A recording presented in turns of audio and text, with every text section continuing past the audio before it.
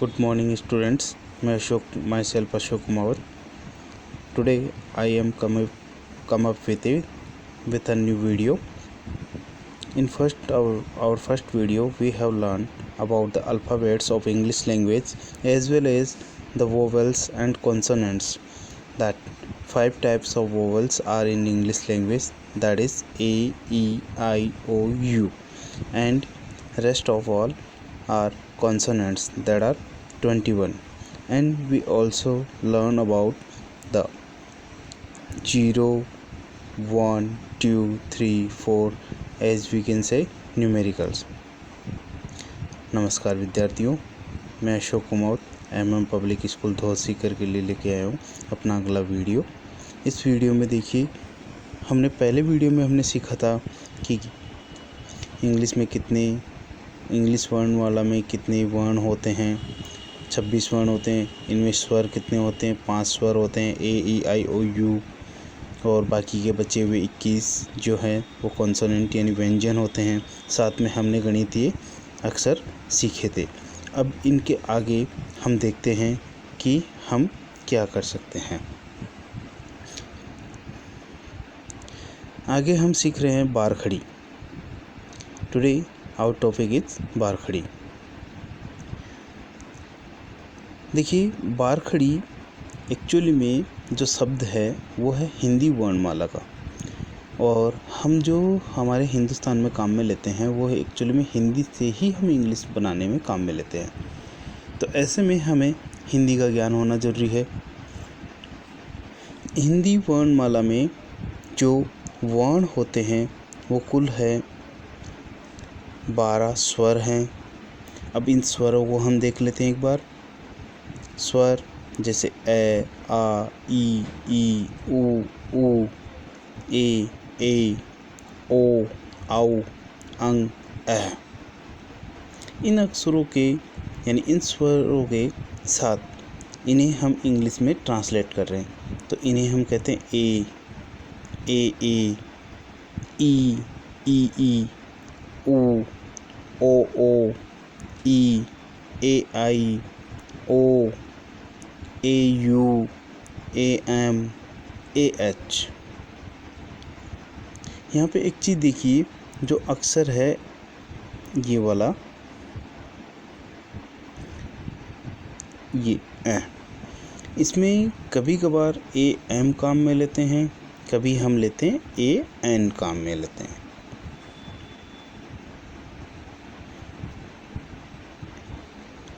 अब बात करते हैं कॉन्सोनेंट की। कॉन्सोनेंट में देखिए, व्यंजन सूची में क, ख, ग, घ, ड, ये हमारे क्षत्रिय ज्ञानी तक के होते हैं।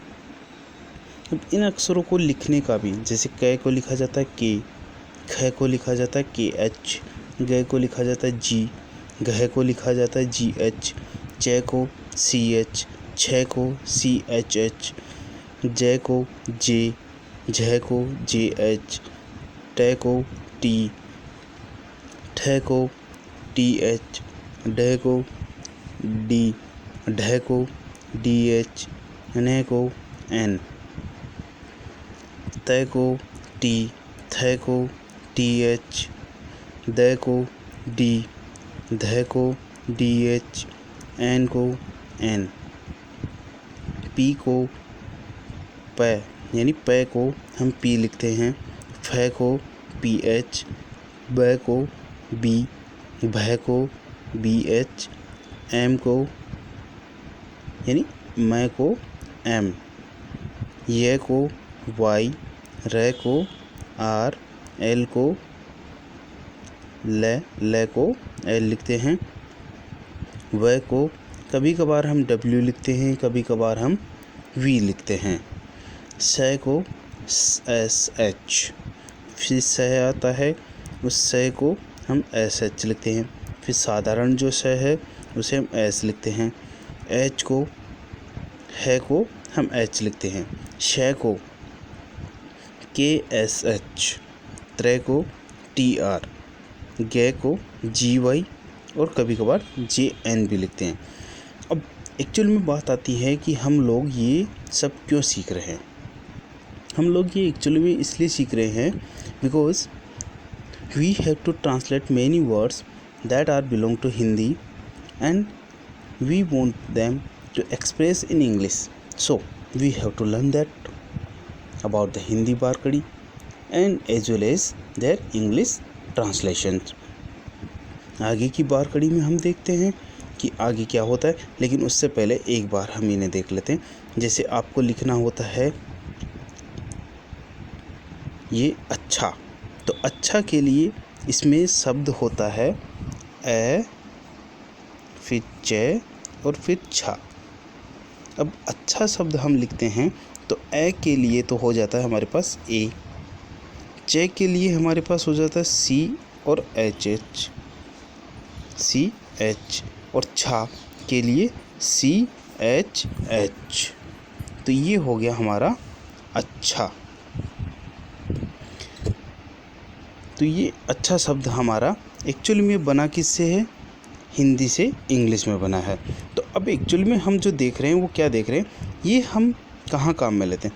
ये एक्चुअली में जैसे कि आजकल हम सब सोशल मीडिया का उपयोग कर रहे हैं, तो हम व्हाट्सएप पे, फेसबुक पे, इन सब पे हम काम में लिखते हैं। और वैसे इंग्लिश में इसे लिखा जाता है अच्छे को वेरी गुड। तो इंग्लिश शब्द अलग है जो इंग्लिश डिक्शनरी से बिलोंग करता है, लेकिन हिंदी से इंग्लिश में हम कन्वर्ट कर रहे हैं तो हम इसे लिख रहे हैं अच्छा। अब अगला हम देखते हैं कि हम क्या सीख रहे हैं। तो अगले के लिए उदाहरण के लिए अब देखिए, जैसे हमारी ये क ख गड़े की पूरी बारखड़ी है, जैसे क। अब इसमें हमने का में एक्चुअली में जो शब्द काम में लिया है क और आ, यानी क और ए दोनों काम में लिए हैं, तो ये हो गया का। फिर की में हमने क और ई की मात्रा ली है, फिर की में क और ई की मात्रा ली है, फिर कू में कू के और यू की मात्रा ली है, यानी ऊ की मात्रा ली है। तो यहाँ पे यदि हमें कोई कू किसी का नाम हो कुकू, क्या हो कुकू। अब कुकू शब्द हमें बनाना है तो हम क्या करेंगे, अब हमें देखना है मात्रा कौन सी है। मात्रा है यहाँ पे देखिए ये वाली मात्रा हमारे पास है। अगर ये मात्रा इस प्रकार होती कू, तो यहाँ पे हमें मात्रा कौन सी है, ये वाली मात्रा है। तो ये वाली मात्रा के लिए हम काम में ले रहे हैं के यू, और ये हो गया कोकू। और इस वाली मात्रा के लिए हम काम में लेंगे डबल ओ, तो ये हो जाएगा के डबल ओ कुकू। दोनों ही शब्द सही हैं क्योंकि दोनों का ही उच्चारण सही है। तो यहाँ पे ये बात घबराने की नहीं है कि इनका उच्चारण कैसा होगा, लेकिन हमें एक्चुअली में हिंदी से इंग्लिश में ट्रांसलेट करना आना चाहिए, मेन बात वो है। ये सब सारी की सारी जो बारकड़ी हम बचपन से सीखते हुए आ रहे हैं, ये बारकड़ी हम काम में कहाँ लेते हैं, ये बारकड़ी हम काम में लेते हैं जैसे हमारे परिवार में हमारे किसी का नाम है, मान लीजिए मेरा ही नाम है, मेरा नाम है अशोक। अब अशोक को हम जब फॉर्म भरते हैं तो हम लिखते हैं वहाँ पे इंग्लिश में, हिंदी में भी लिखते हैं। अब हिंदी में जो शब्द हैं उनके इंग्लिश में दूसरे शब्द होते हैं। अब अशोक को तो वैसे वैज्ञानिक भाषा में तो सरागा इंडिका कहा जाता है, लेकिन हम वहाँ पे मेरा नाम सरागा इंडिका तो नहीं भर सकते। तो वहाँ पे हमें क्या करना होता है, इंग्लिश से यानी हिंदी से हमें इंग्लिश में लिखना होता है।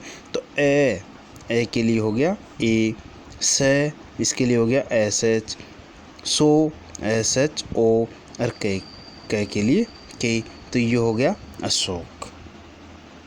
ठीक इसी प्रकार आप अपने भी नाम बना सकते हो, अपने परिवार के सभी लोगों के नाम बना सकते हो, लेकिन उसके लिए आपको ये बारखड़ी के साथ इन्हें इंग्लिश में कैसे लिखा जाता है वो आपको पता होना चाहिए। अब आगे देखते हैं, ये भी बारखड़ी है। तो यहाँ पे आगे द से चालू होके स तक का है। इन्हें आप सबको अपने जहन में हर समय रखना होगा ताकि आपके किसी भी फ्रेंड का नाम आप गलत ना बोल दे, किसी का भी गलत नाम ना लिख दे, अपने फॉर्म भरें तो गलत नाम ना भर दें। अब मान लीजिए किसी के पिताजी का नाम आपने गलत भर दिया तो वहाँ पे दिक्कत हो जाएगी। अब आगे देखते हैं, इनमें कुछ देखिए अपवाद है। अपवाद स्वरूप एक्चुअली में होता क्या है कि अपवाद यानी एक्सेप्शंस एक ऐसी चीज़ होती है जो कि नियम कायदों से परे हटके होती है, यानी नियम कायदों को वो नहीं मानती। ठीक उसी प्रकार जैसे एक उद्दंड बच्चा होता है, एक बच्चा जो बदमाशी करता है वो किसी भी नियम कायदे को नहीं मानता। ठीक उसी प्रकार यहाँ पर भी कुछ अपवाद हैं। जैसे अपवादों में पहला अपवाद हम लेते हैं, वाई आई ई से पहले यदि सी का उच्चारण, सी आने पर हम उच्चारण किस में करते हैं, क की जगह हम स में उच्चारण करते हैं। ठीक उसी प्रकार वाई ई से पहले जी का उच्चारण हम ग की जगह ज में करते हैं। एम ए जो मैंने अभी आपको बताया, इसमें ये देखिए मैंने ये तीसरा पॉइंट आपको यहाँ पे बताया था। ये जो तीसरा वाला पॉइंट है, ये पॉइंट मैंने आपको यहाँ पे बताया है। ये यहाँ पे देखिए, ये मैंने कहा था आपसे कि यहाँ पे कुछ जगह तो ए एम काम में लिया जाता है, कुछ जगह ए एन काम में लिया जाता है। तो वापस हम चलते हैं हमारे अपवादों पर। जब दो वोवेल होंगे एक वर्ड में तो ए का छोटा स्वर यूज होगा। ए का छोटा स्वर यानी ए वाला ए काम में लिया जाएगा। और जब एक ही वोवेल हो तो हम वहाँ पे डबल ए भी काम में ले सकते हैं। जब आई और ई के बीच में सी हो तो सी का स्वर हमें स का आता है। जब सी ए ओ यू से पहले आता है तो सी का स्वर हम क में उच्चारित करते हैं। It mean if C is followed by I, Y, E, then the pronunciation is sa, then ka. Y, E is followed, or we can say G is followed by Y, E, then the pronunciation is J, and rest others. अब आगे हम देखते हैं कि हम इनका उपयोग क्या करते हैं और कहाँ करते हैं, कैसे करते हैं। तो यहाँ पे देखिए, जैसा ही यहाँ पे कहा गया है कि हम मोतियों के एक समूह को मिलाकर माला बनाते हैं, तो ठीक उसी प्रकार से यदि हम छोटे छोटे अक्षरों को मिलाएंगे तो एक बड़ा अक्षर हमारा तैयार हो जाएगा। जैसे रमेश है, as like Ramesh. So the definition is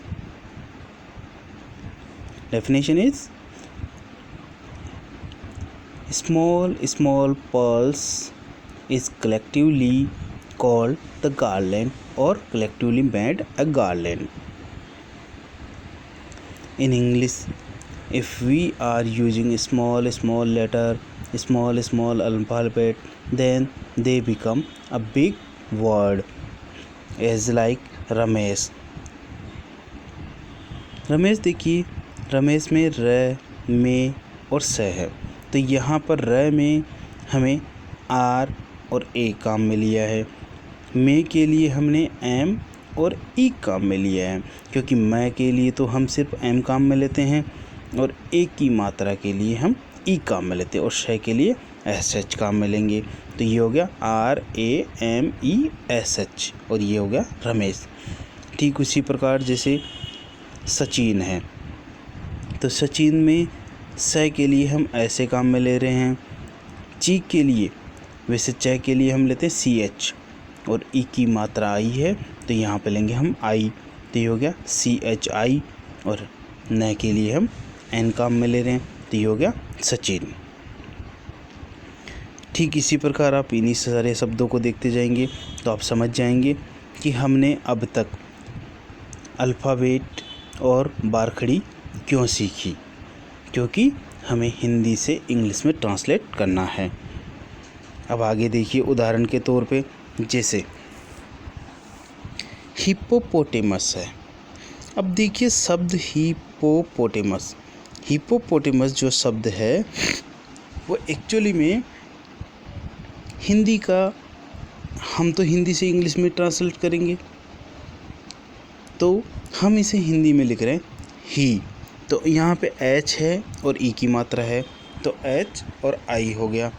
फिर प, आधा प और पूरा प के साथ ओ की मात्रा है तो PO हिप्पो पो। फिर पो में ओ की मात्रा है ऊपर और आ की मात्रा है, लेकिन आ नहीं, यहाँ पर ओ की ही मात्रा है तो ये हो गया पो, तो PO। फिर TA टे, और मस, और ये हो गया मस। तो मस के लिए हम क्या काम में ले रहे हैं MUS, तो ये क्या हो गया HIPPOPOTAMUS, और ये हो गया हमारा हिप्पोपोटेमस। अगर हम इसे सही ढंग से देखें तो जैसा हम बोलते हैं वैसा HIPPOPOTAMUS हिप्पोपोटेमस। हिप्पोपोटेमस बोला जाता है दरियाई घोड़े को। ठीक उसी प्रकार देखिए यहाँ पर नीचे दिया हुआ है सत्यनारायण। अब जो सत्यनारायण दिया हुआ है, यहाँ पे सत्यनारायण में स है, फिर आधा त है, फिर या है, फिर ना है, फिर रा है, ये है और यण है, अण है। तो यहाँ पे अण के लिए तो हमने ले लिया N, और स के लिए हमने SA, फिर त के लिए हमने T, सिर्फ T लिया है, क्यों? क्योंकि यहाँ पे त आधा है। फिर या के लिए हमने YA, और ना के लिए हमने NA, रा के लिए RA, और ये के लिए YA, और अणे के लिए नए काम में लिया है। तो ये हमारा हो गया सत्यनारायण। ठीक उसी प्रकार यदि किसी के पिताजी का नाम हो, जैसे